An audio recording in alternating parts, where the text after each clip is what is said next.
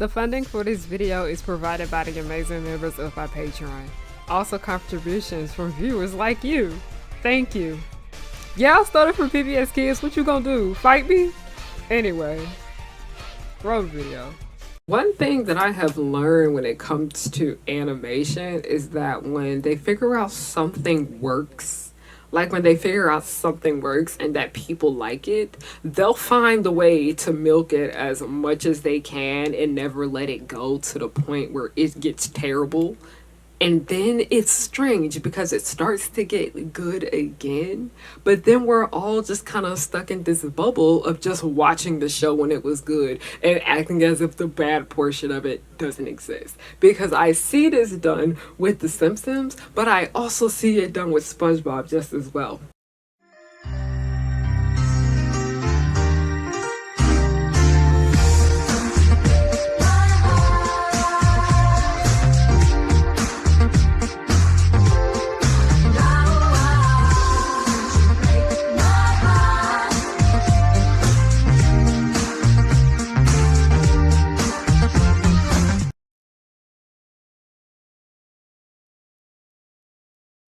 Hey y'all, it's Harriana and I'm back with another video. Hi, hello, how you doing? My name is Harriana. Welcome to or welcome back to The Pirate Ship, also known as Harry Hook's Pirate Ship. I am the captain, you are not my first mate. I don't got no first mate because you want to know why? Bring your ear closer to the speaker so you can hear me clearly. Nobody's worthy of being the first mate, but hi, hello, how are you doing? My name is Harriana and I like to make content based on nostalgia and family and children's entertainment and all the issues that I find within those spaces. Now, this series that I have going on here is called Nick November, where it's 10 days of me making content about Nickelodeon and everything that has to do with that.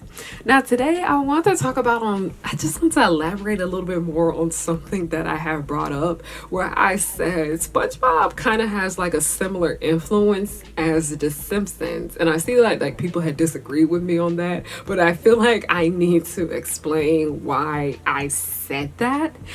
But before I do that, I just want to say that I have a Black Friday sale going on my website, harryanahook.com. All my merchandise is 35% off, no code needed. The discount will be applied at checkout. As you guys see, this bonnet that I'm wearing right now, actually, it's a Nino bonnet, like Nino from Miraculous Ladybug.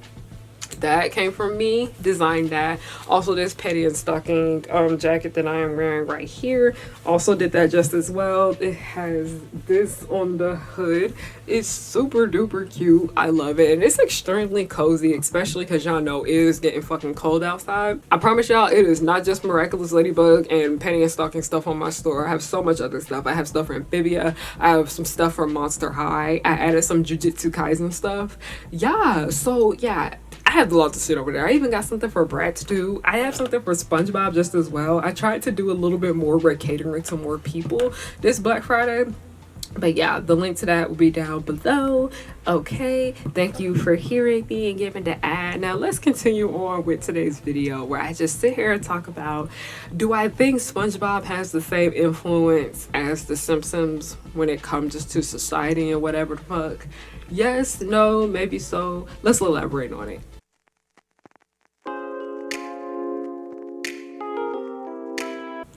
So, if you are a theater nerd like me, you may be familiar with the play called Mr. Burns. Now, Mr. Burns most definitely is a play that took inspiration from The Simpsons. I didn't know what Mr. Burns was until I'd say about early 2019. But also, one thing a lot of people are more familiar with is that SpongeBob has a play just as well. Basically, the SpongeBob musical. I still have yet to watch it, even though I had it recorded on my DVR. And I noticed that there is just so many overlapping similarities when it comes to both SpongeBob and The Simpsons. Because for those of you guys who don't know, those are two of the longest running Western animated series. I'm not even fucking joking. The Simpsons has been running longer than SpongeBob, but they both have so many episodes. I'm not even fucking joking. Like, I remember I was watching PBS Kids and they were doing an every Arthur ever marathon, and that shit made me sit there and realize, I was like, damn, Arthur might have the same type of influence that The Simpsons does just as well. But this isn't PBS Kids. If I want to sit here and take an entire month where I just make PBS Kids content, I might do so. Are y'all interested in that? Because listen, I've been dying to talk more about Arthur and I've been dying to talk more about Word Girl. SpongeBob is a series that came out the year 1999, and it's not going anywhere anytime soon. As much as y'all sit here and say that we want SpongeBob to be let go, they're never gonna fucking let go of it. Because you wanna know why? They ain't never letting go of the damn Simpsons. I was even surprised to see that they let go of Arthur. That shit legit shocked me. I was like, y'all ended Arthur? Huh? I was so confused, but seeing how The Simpsons is still going and seeing how SpongeBob is still going and they're still finding new ways to milk the shit out of it, it's not going anywhere. But I find that extremely iconic, I'd say, because anybody that's watched The Simpsons, listen, I can sit here and tell you that there is a particular era when I think the episodes were really fucking terrible. And that would have to be the entire era around that time where Lisa had that Lady Gaga entire experience. I could not stand that era. And I am not the kind of person that was going to sit here and shit on modern episodes of a lot of these shows that came out in the past. No, absolutely fucking not. I know how to take my rose-colored glasses off and acknowledge that a lot of these episodes from these shows that we sit here and say were so much better in the past, they got problems. Like the Fairly Odd Parents is a big one when it comes to that. But also the Fairly Odd Parents is not a series I say that I can compare to The Simpsons, because you want to know why? A lot of people don't like that show no more. And I'm not even fucking joking. A lot of people don't like that show, period. A lot of people still like the older SpongeBob episodes. A lot of people still do keep up with the new stuff. They still keep up with the musical. They still are sitting here waiting for the movies to come out. Even though people sit there and they complain about modern Simpsons all the fucking time, they still gonna sit there and watch it. They're still gonna sit there and buy all the damn merch and shit like that. Literally, I have an itchy and scratchy Funko Pop. I'm not even fucking joking. People are still gonna sit there and spend their money for SpongeBob. The Simpsons just as well. They're still gonna sit there and talk about all the good things that have came from these series during their golden eras. Everybody says the first 8 seasons of The Simpsons are the golden era with the exception of the first season, and everyone says that everything before 2004 with SpongeBob was its golden era. But I personally think the episodes around like the 2005, 2006, 2007, 2008, those episodes are pretty solid just as well. When we sit here and we look at the Fairly Odd Parents, people are complaining about shit that has been going on in that show since the beginning. Are The Simpsons and SpongeBob perfect shows? Absolutely fucking not. There are problems within the golden era of The Simpsons. I'll go ahead and sit there and tell you that. And there's problems during SpongeBob's golden era too, just as well. But there is so many more positives with those shows opposed to the Fairly Odd Parents. The Fairly Odd Parents is a show that I have got on here and I expressed my dismay for it so many times on my channel. But it's just really hurtful to know that you go back and you watch this show and it's just making fun of the brutalization of all these different people, and it's hurtful to see. And it also doesn't necessarily help with the fact that the creator is a fucking asshat.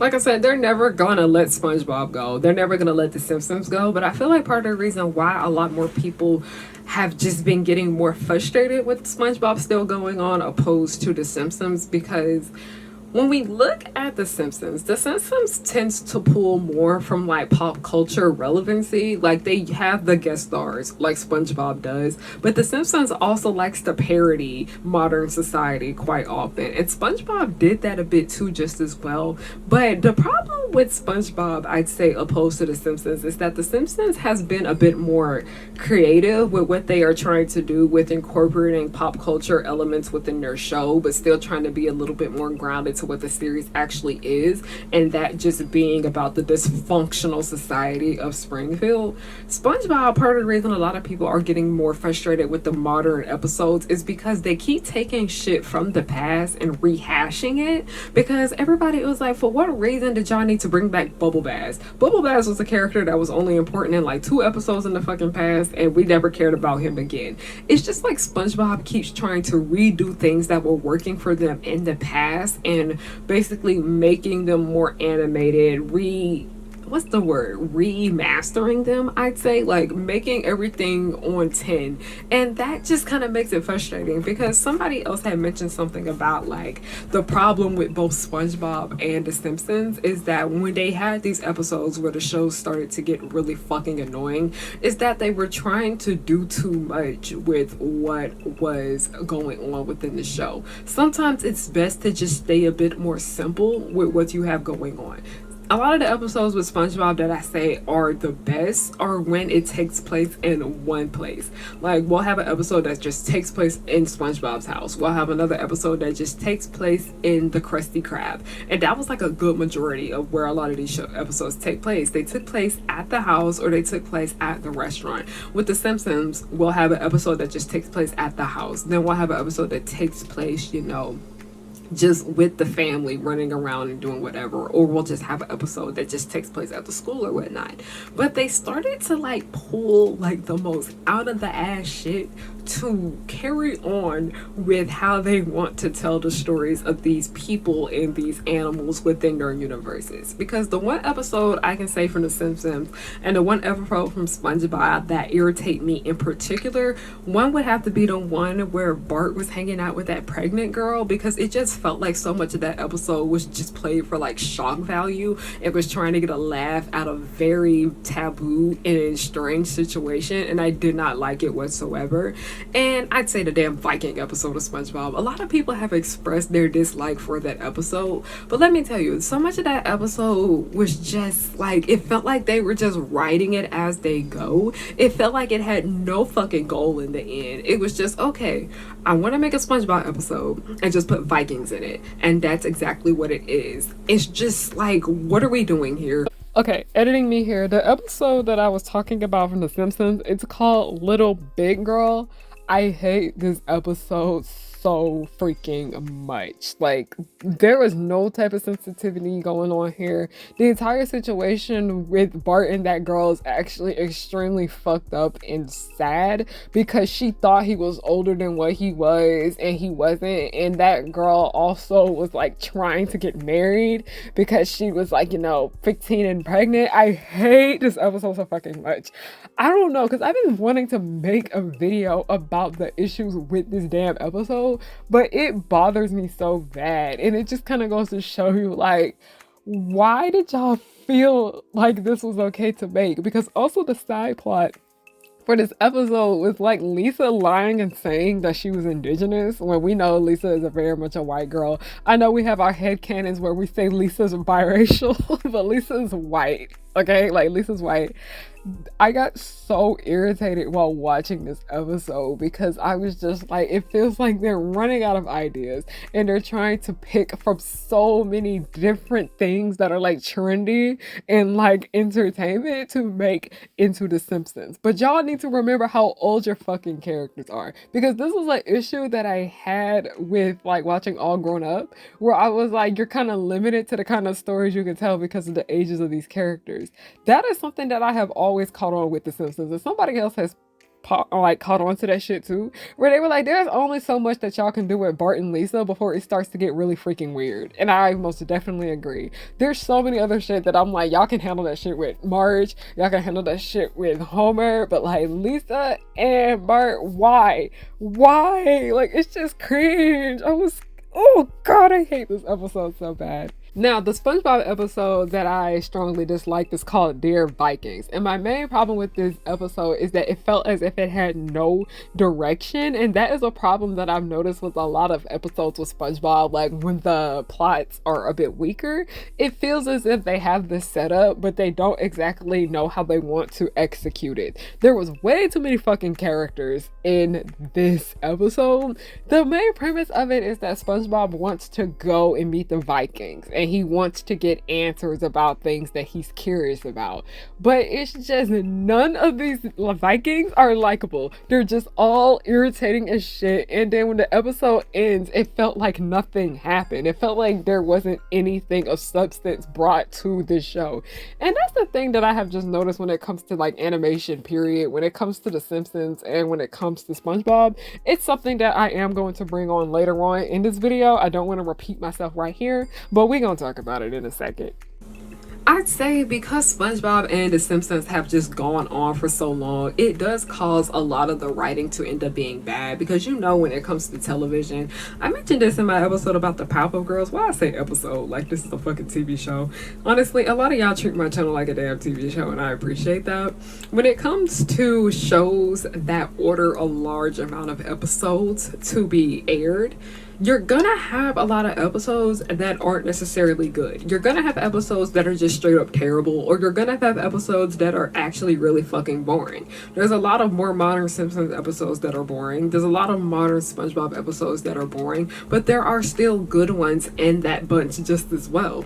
Honestly, I really just feel as if it has to do with fatigue, like writer's fatigue and just creative fatigue in general, because it takes a lot to continue telling stories about these people in these universes and whatnot. Okay, you're always gonna have to find something new to tell with all these characters, and I don't necessarily think that is a bad thing, but also it can be a bit frustrating when it comes to your creativity, because that is where we lead to flanderization of certain characters. And flanderization is literally a word that came from The Simpsons with a character named Ned Flanders. You're gonna end up dealing with flanderization of characters, but then you're also gonna have to deal with mischaracterization of characters just as well, with them doing very questionable things, because you can backtrack on an episode in the past, be like, I don't think this character would have done this. Are you sure? Why did they act that way? Because here it shows that they wouldn't have done that. Because I noticed somebody else had mentioned something talking about how they noticed that like Bart would be extremely mean to Lisa often. And while Bart and Lisa, their entire dynamic is them just going back and forth, some of the shit that he would just flat out do to her in the later episodes would just be full on cruel. And I can say that's the same thing with SpongeBob and Patrick, because some of the shit that Patrick would do to SpongeBob, it was straight up cruel. And I'm just like, yeah, this is weird. Yeah, this is really weird. Especially when it comes to the entire dynamic with SpongeBob and Squidward. Because there were just moments where SpongeBob was just borderline creepy to Squidward. I was just like, okay, we need to fix this. Part of the reason I tend to compare SpongeBob to The Simpsons is not because the shows are similar, but I noticed that the entire existence of these shows are similar. They have their golden era, which was the beginning of the run of the show.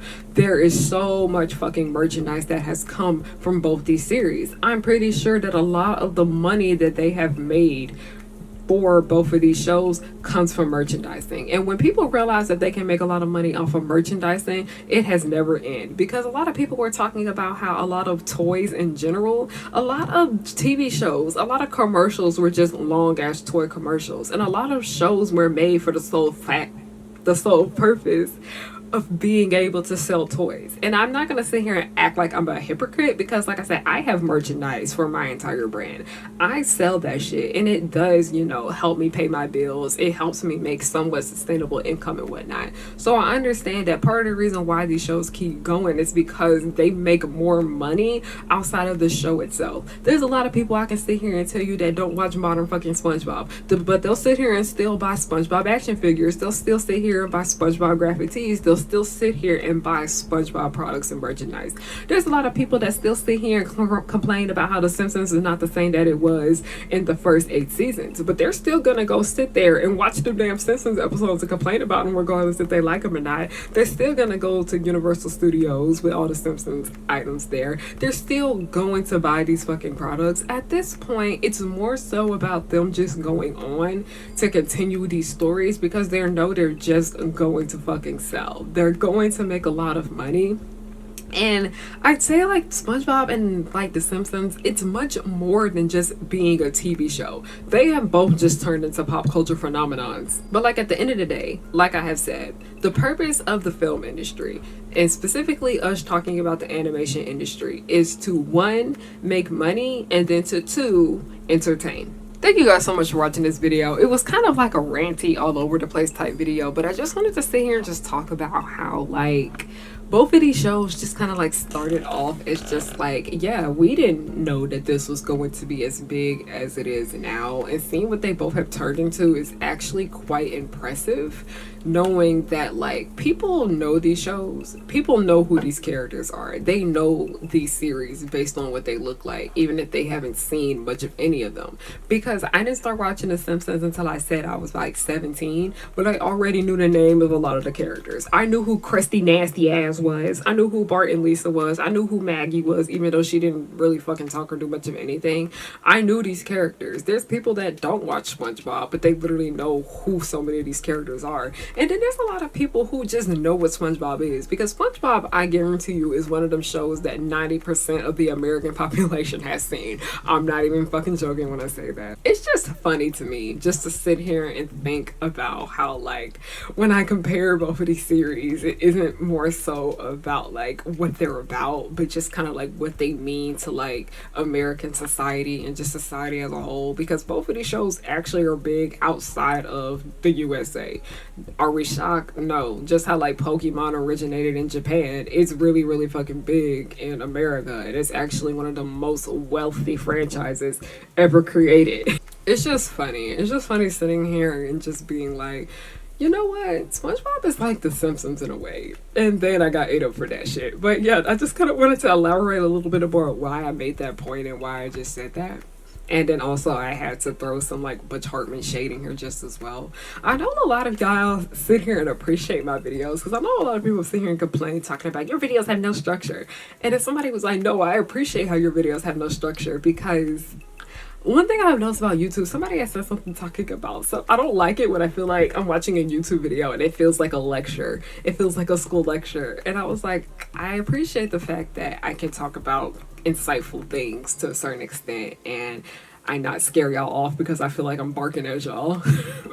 But yeah, thank you guys so much for watching this video. That's pretty much all I got to say. I just want to keep this one kind of like shorter, sweet, to the point, because yeah, I have work I need to get done. I have to keep taking care of stuff for Black Friday. I also have to go and edit these videos, but also I've been in the process of getting Disney December done, and I can't wait for this year's Disney December for sure. I'm trying not to like overwork myself and get extremely tired like I did with last year's Disney December, but we're gonna see how that goes. Thank you guys so much for watching. By the way, I mentioned SpongeBob. Y'all want to see the SpongeBob bonnet? This is what it looked like.